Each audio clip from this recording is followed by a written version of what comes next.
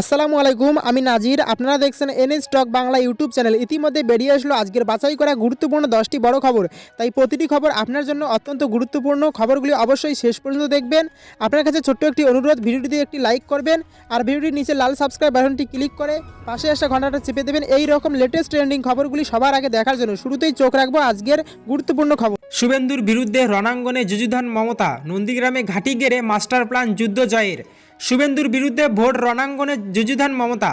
রবিবার থেকে পাড়ি জমাচ্ছেন নন্দীগ্রামে। 21-এর ভোটে হাই প্রোফাইল রণাঙ্গন নন্দীগ্রাম। 2007 সালের জমি আন্দোলনের পর 2021-এর ফের প্রচারে আলোয় প্রথম সারিতে উঠে এসেছে। সৌজন্যে তৃণমূল সুপ্রিমো মমতা বন্দ্যোপাধ্যায়ের সঙ্গে তার প্রাক্তন সেনাপতি বর্তমানের বিজেপি নেতা শুভেন্দু অধিকারীর লড়াই। এই প্রেস্টিজের লড়াই লড়তে মমতা বন্দ্যোপাধ্যায় নন্দীগ্রামে ঘাঁটি গাড়ছেন রবিবার থেকেই। মমতার একা কাঁধে পুরো বাংলার ভোট। তারপর নন্দীগ্রামে তিনি লড়বেন শুভেন্দু অধিকারীর মতো হেভিওয়েট প্রতিদ্বন্দ্বীর বিরুদ্ধে। এই লড়াই খানিকটা গৃহযুদ্ধের মতোই, তাই যে কোনো মূল্যে এই যুদ্ধ জিততে আগ্রহী মমতা ও শুভেন্দু উভয়ই। মমতা বন্দ্যোপাধ্যায় এক জেলা থেকে অন্য জেলায় দৌড়ানোর পর রবিবার থেকেই নন্দীগ্রামে থাকবেন। মনোনয়ন পর্ব ছাড়া নন্দীগ্রামের প্রার্থী হয়ে নন্দীগ্রামের প্রচারে যাননি মমতা। 1 এপ্রিল নন্দীগ্রামে ভোট, তার আগে রবিবার সেখানে ঘাঁটি কাটবেন। এরপর 4-5 দিন নন্দীগ্রামেই থাকবেন মমতা বন্দ্যোপাধ্যায়। নিজের কেন্দ্রে এতদিন মন দিতে পারেননি, এবার তিনি ভাঙা পায়েই নন্দীগ্রামে যাচ্ছেন। তার আগে টিম মমতা নন্দীগ্রামে প্রচার চালাচ্ছে। মমতা বন্দ্যোপাধ্যায় নন্দীগ্রামে প্রার্থী হওয়ার পর রাজ্য সভাপতি সুব্রত বক্সী, রাজ্যসভার সাংসদ সুখেন্দু শেখর রায়, দোলা সেন, প্রাক্তন মন্ত্রী পূর্ণেন্দু বসু, কলকাতা পুরসভার বড় চেয়ারম্যান সুশান্ত ঘোষেরা পরে রয়েছে নন্দীগ্রামে। বাড়ি ভাড়া করে তারা থাকছেন নন্দীগ্রামে। মার্চের প্রথম সপ্তাহ থেকেই মমতার প্রচারে রয়েছেন তারা। এবার নিজেই যাচ্ছেন মমতা। রেয়াপাড়াতে বাড়ি ভাড়া নিয়েছেন মমতা বন্দ্যোপাধ্যায়। সেখানে থাকবেন 1 এপ্রিল ভোট হওয়া পর্যন্ত। তারপর আবার অন্যত্র প্রচার ছাড়বেন তিনি। এই নন্দীগ্রামের রোড শো চলাকালীন পায়ে চোট পেয়েছিলেন মমতা বন্দ্যোপাধ্যায়, যে কারণে এখনও তার পায়ে ব্যান্ডেজ করা রয়েছে। তবে সেই প্রতিকূলতা উড়িয়ে তিনি নন্দীগ্রামে ফের রোড শো ও জনসভাও করবেন। আবার নন্দীগ্রামের প্রচারে বেরিয়ে যে আবাস পেয়েছেন টিম মমতার সদস্যরা, তাতে নিশ্চিত ফের ক্ষমতায় আসতে চলেছে তৃণমূল। মমতা বন্দ্যোপাধ্যায়ের হ্যাস্ট্রিক সময়ের অপেক্ষা। তারা প্রচারে বেরিয়ে পথসভাকে বেশি গুরুত্ব দিয়েছেন, কোনো এলাকা ছাড়ছেন না। প্রতি এলাকায় ছোট ছোট সভা করে মমতা বন্দ্যোপাধ্যায়ের নেতৃত্ব উন্নয়নের কথা বলছেন তারা। এবার চোখ রাখবো পরবর্তী গুরুত্বপূর্ণ খবরে। কাঁথি থেকে অস্ত্রসহ গ্রেপ্তার উত্তরপ্রদেশের 30 জন। চাঞ্চল্যকর অভিযোগ মমতার। কাঁথি থেকে অস্ত্রসহ গ্রেপ্তার হয়েছে উত্তরপ্রদেশের 30 জন গুন্ডা। শুক্রবার দাসপুরে চাঞ্চল্যকর অভিযোগ করলেন তৃণমূল সুপ্রিমো তথা মুখ্যমন্ত্রী মমতা বন্দ্যোপাধ্যায়। তিনি বলেন, বিজেপি বহিরাগত গুন্ডা নিয়ে এসে ভোট করাতে চাইছে। এদিন পশ্চিম মেদিনীপুরের দাসপুরের সভা থেকে তৃণমূল নেত্রী বলেন, সব খবর আমার কাছে আছে। আপনারা জানেন, কাঁথি বাস স্ট্যান্ড থেকে রাত 11টার সময় উত্তরপ্রদেশের 30 জন গুন্ডা অস্ত্র হাতে ধরা পড়েছে। বুঝতে পারছেন আপনারা কি করার ষড়যন্ত্র করছে এরা, মির্জাফররা। এদের জবাব দেবেন, আর সমস্ত রকম সুবিধা চাইলে আমাকে ভোট দেবেন। এদিন দাসপুর থেকেও মমতা বলেন, অতিরিক্ত আত্মবিশ্বাসের জায়গা নেই। মেশিন ভালো করে পরীক্ষা করে নিন, ভিভিপ্যাট দেখে নিন। বিজেপির মতো শয়তানের দল নেই। ইউপি বিহারের পুলিশ আসবে, বিজেপির ইউপির পুলিশ আসবে, তাই নিজেরা থাকবেন। ওরা দিলেও বিরিয়ানি আর চা খাবেন না। এখন প্রতিটি সভাতেই বিজেপির কারচুপি নিয়ে সরব হচ্ছেন মমতা। ইভিএম চেক থেকে ভোটের দিন সার্বিক নজর, বুথ কর্মীদের বারে বারে সতর্ক থাকার কথা বলছেন তিনি। মক পোলিং 30 বার করতে বলছেন, 2 বার EVM switch off switch on করতে বলছেন, ভিভিপ্যাট মেশিন ভালো করে পরীক্ষা করতে বলছেন। বারবার নিজেদের বাড়ির খাবার ছাড়া অন্য খাবার খেতে নিষেধ করেছেন মমতা। মমতার কথায় চক্রান্ত করে কেউ বা কারা তাদের খাবারের মধ্যে ঘুমের ওষুধ বা অন্য কিছু মিশিয়ে দিতে পারে, যাতে নেশাগ্রস্ত অবস্থায় হয়ে পড়ায় ভোটের দিন বা পরে অন্যরকম খেলা হতে পারে। এমনকি বন্ধুদের থেকে চা খেতেও নিষেধ করেছেন মমতা বন্দ্যোপাধ্যায়। নন্দীগ্রামে 1 এপ্রিল ভোট। এদিন সেই প্রসঙ্গ তুলে আনেন মমতা, জানিয়ে দেন, আমি নন্দীগ্রামে 1 তারিখ অবধি থাকবো, ভোট করে আমি যাব। গুন্ডাদের আনছে, বহিরাগতদের ঢুকতে দেবেন না। গুন্ডা নিয়ে গুন্ডামি করলে ছেড়ে দেবেন না। মায়েরা হাতা খন্তি নিয়ে তারা করবেন। নিজের ভোট যাতে নিজেরাই দিতে পারেন সেটা নিশ্চিত করতে হবে আপনাদেরকে। এবার চোখ রাখবো পরবর্তী গুরুত্বপূর্ণ খবর। বাংলায় দাঁড়িয়ে তৃণমূলকে দিলেন খেলা শেষের হুঁশিয়ারি গৌতম গম্ভীরের। বাংলার মানুষের অতি পরিচিত মুখ তিনি। বাংলার সঙ্গে তার সম্পর্ক বেশ গভীর। আইপিএলে কলকাতা নাইট রাইডার্সের অধিনায়কত্ব করেছেন টানা 7 বছর। তার নেতৃত্বেই সাফল্যের শিখরে পৌঁছেছিল কেকেআর। কথা হচ্ছে গৌতম গম্ভীরকে নিয়ে। তবে ক্রিকেটার গৌতম গম্ভীর নন, এখন সংবাদের শিরোনামে রাজনীতিবিদ গৌতম গম্ভীর। বাংলায় ভারতীয় জনতা পার্টির অন্যতম তারকা প্রচারক তিনি। জেলায় জেলায় প্রচার করে নিখাত বাংলাতেই বললেন এবার টিএমসির খেলা শেষ হবে। বাংলার সঙ্গে গৌতমের ঘনিষ্ঠ সম্পর্ক দেখে তাকে তারকা প্রচারক হিসেবে বাংলায় নিয়ে এসেছে বিজেপি। বৃহস্পতিবার বিজেপি সাংসদ গৌতম গম্ভীর দক্ষিণবঙ্গের 3 জেলার প্রচারে যোগ দেন। পশ্চিম মেদিনীপুরের দাঁতনে জনসভা, হুগলির চুঁচুড়ায় জনসভা এবং বাঁকুড়ার সোনামুখীতে গেরুয়া শিবিরের বড় রোড শোতে যোগ দেন তিনি। তারকা ক্রিকেটার তথা ভারতীয় জনতা পার্টির লোকসভার সাংসদ গৌতম এবারে বাংলায় বিজেপি সরকারের গঠন নিয়ে 100% আত্মবিশ্বাসী। এদিন বাঁকুড়ার সোনামুখী বিধানসভা কেন্দ্রের রোড শোতে বিপুল মানুষের জনসমাগম দেখে তিনি জানান, বাংলার মানুষ মনস্থির করে ফেলেছে। 2রা মের পর বাংলায় ভারতীয় জনতা পার্টির সরকার হবে, আর ভবিষ্যতে বাংলা সোনার বাংলা হবে। আইপিএলে কলকাতা নাইট রাইডার্সের হয়ে 2বার কাপজয়ী অধিনায়ক গৌতম গম্ভীরের স্থির বিশ্বাস, বাংলায় বিজেপি 200-র বেশি আসন পার করবে। 22 গজের চৌহদ্দি পেরিয়ে রাজনৈতিক মঞ্চে দাঁড়িয়ে পোড় খাওয়া রাজনীতিবিদদের মতোই জানালেন, আমার পুরো বিশ্বাস আছে এইবার টিএমসির খেলা শেষ হবে।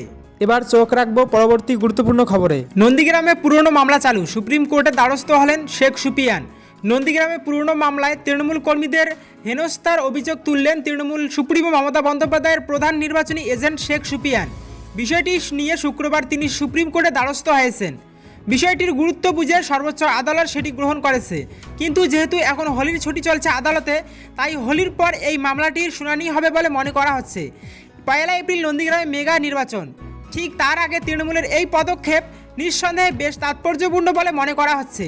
সূত্রের খবর, 14 বছর আগে নন্দীগ্রাম কাণ্ডের পর বহু তৃণমূল নেতা কর্মীর বিরুদ্ধে মামলা দায়ের হয়েছিল। বর্তমান তৃণমূল নেতৃত্বের অভিযোগ, বিজেপি নেতা শুভেন্দু অধিকারী উদ্দেশ্য প্রণোদিতভাবে পুরনো মামলাগুলি নতুন করে চালু করতে চাইছেন, যাতে তৃণমূল নেতাকর্মীরা মমতা বন্দ্যোপাধ্যায়ের পক্ষে ঠিকভাবে কাজ করতে না পারেন। সেই কারণেই এই কাজ বিজেপি করছে বলে অভিযোগ করছে তারা। এই অভিযোগ বহুদিন ধরেই করছেন স্থানীয় তৃণমূল নেতৃত্ব। এবার বিষয়টি নিয়ে সুপ্রিম কোর্টে দ্বারস্থ হলো তৃণমূল। 1 এপ্রিল নন্দীগ্রামে নির্বাচন হবে। মমতা বন্দ্যোপাধ্যায়ের সঙ্গে প্রধান লড়াই বিজেপি নেতা শুভেন্দু অধিকারীর। দুপক্ষই জেতার ব্যাপারে আশাবাদী, কিন্তু তৃণমূল অভিযোগ করছে বিজেপি হার নিশ্চিত জেনে নোংরা খেলা খেলতে নেমেছে। সেই কারণেই তারা পুরনো মামলা নতুন করে চালু করতে চাইছে। যদিও তৃণমূলের এই অভিযোগ সম্পূর্ণ উড়িয়ে দিয়েছেন বিজেপি নেতারা। বিজেপির দাবি, মামলা কখন পুনরায় চালু হবে, কাকে গ্রেপ্তার করা হবে, কাকে জামিন দেওয়া হবে, এই সমস্ত বিষয়গুলি পুলিশ প্রশাসন এবং আদালতের উপর নির্ভর করে।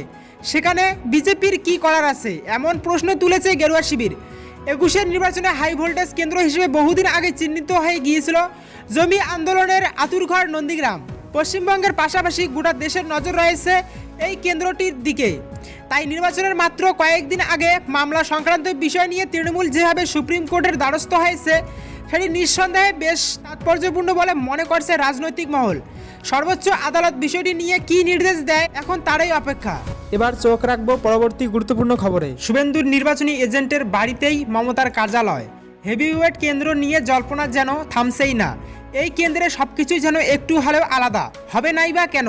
যে কেন্দ্রের প্রার্থী খোদ মমতা বন্দ্যোপাধ্যায়, তার প্রতিপক্ষ আবার শুভেন্দু অধিকারী। হ্যাঁ, সেই নন্দীগ্রামেই এবার শুরু হলো নতুন জল্পনা।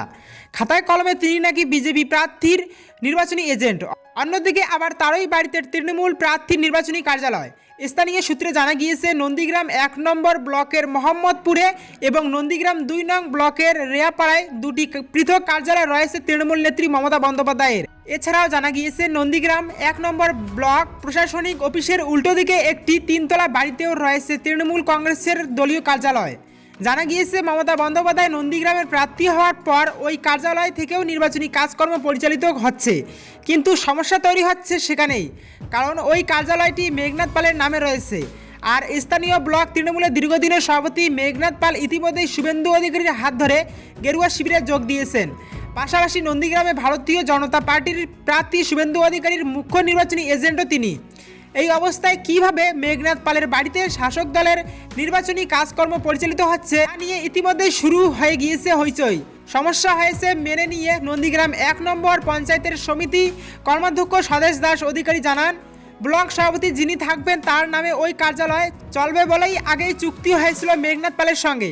পরবর্তী সময়ে তিনি তৃণমূল কংগ্রেস ছাড়লেও ওই বাড়িটি এখনও তার নামেই রয়ে গিয়েছে। ফলে উনি যদি ওই বাড়ির ব্যবহারের ক্ষেত্রে আপত্তি জানান, সেক্ষেত্রে তাদের অসুবিধা হতে পারে বলেও জানান নন্দীগ্রাম 1 নম্বর পঞ্চায়েতের সমিতির কর্মাধ্যক্ষ স্বদেশ দাস অধিকারী।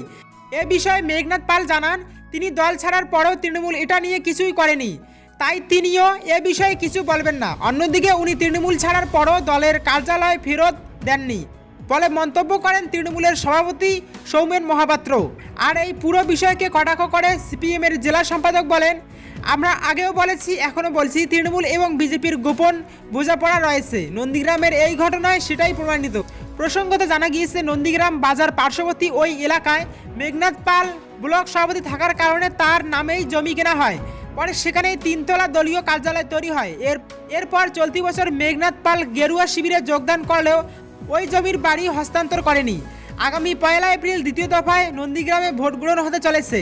তার আগে মাসের শেষে নন্দীগ্রামে শেষ মুহূর্তের প্রচারে যাওয়ার কথা রয়েছে মুখ্যমন্ত্রী মমতা বন্দ্যোপাধ্যায়ের। তার আগে এই ঘটনা শাসক দলের কিছুটা হলেও অস্বস্তি বাড়ালো, তা আর বলার অপেক্ষা রাখে না।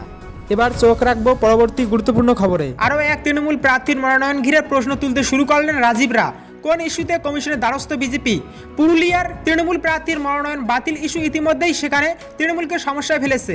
সেই নিয়ে অভিষেক বন্দ্যোপাধ্যায় জয়পুর কেন্দ্রের স্ট্র্যাটেজি নিয়েও বড়সড় বার্তা ইতিমধ্যে দিয়ে এসেছেন। এদিকে রাজীব বন্দ্যোপাধ্যায়রা ভোটের মুখে এবার ডোমজুড়ে তৃণমূল প্রার্থীকে নিয়ে পদক্ষেপ নিতে শুরু করেছেন। জানা গিয়েছে, ডোমজুড়ে তৃণমূল প্রার্থী কল্যাণ ঘোষের মনোনয়ন বাতিলের দাবি জানিয়েছেন রাজীব বন্দ্যোপাধ্যায়রা। তৃণমূল কংগ্রেসের প্রার্থীর মনোনয়নে তার নামকে কেন্দ্র করে বেশ কয়েকটি আপত্তি তুলেছেন রাজীবরা। বিজেপির অভিযোগ, হাওড়ার ডোমজুর কেন্দ্রের প্রার্থী কল্যাণ ঘোষের নাম কমিশনের হলফনামায় কল্যাণেন্দু ঘোষ লেখা রয়েছে, অথচ তিনি কল্যাণ ঘোষ নামে প্রচার করছেন। যে স্ট্যাম্প পেপারে তিনি হলফনামা দায়ের করেছেন সেটিও কল্যাণ ঘোষের নামে কেনা। আর এই মর্মে রাজীবরা সরব হয়েছেন। রাজীব বন্দ্যোপাধ্যায়ের যুক্তি, নির্বাচন কমিশনের কাছে মিথ্যাচার করছেন তৃণমূল প্রার্থী, নিজের নাম ঘিরে মিথ্যা তথ্য দিয়েছেন তৃণমূল প্রার্থী বলে অভিযোগ রাজীব বন্দ্যোপাধ্যায়দের। সেই মর্মে বিজেপির দাবি এই মনোনয়ন বাতিল করা হোক। পুরুলিয়ার জয়পুর আসনে উজ্জ্বল কুমারকে প্রার্থী করেছে তৃণমূল কংগ্রেস। এদিকে তার মনোনয়নের ত্রুটি নিতে কিছু ভুল থাকার মনোনয়ন বাতিল হয়, ঘটনা গড়ায় আদালত পর্যন্ত। এদিকে অভিষেক বন্দ্যোপাধ্যায় পুরুলিয়ায় এসে জানিয়েছেন, যদি ওই মনোনয়ন বাতিলও হয় তাহলেও তারা পুরুলিয়ার জয়পুরের নির্দলকে সমর্থন জানাবেন, তবে বিজেপিকে এক চুল জায়গা ছেড়ে দেবেন না।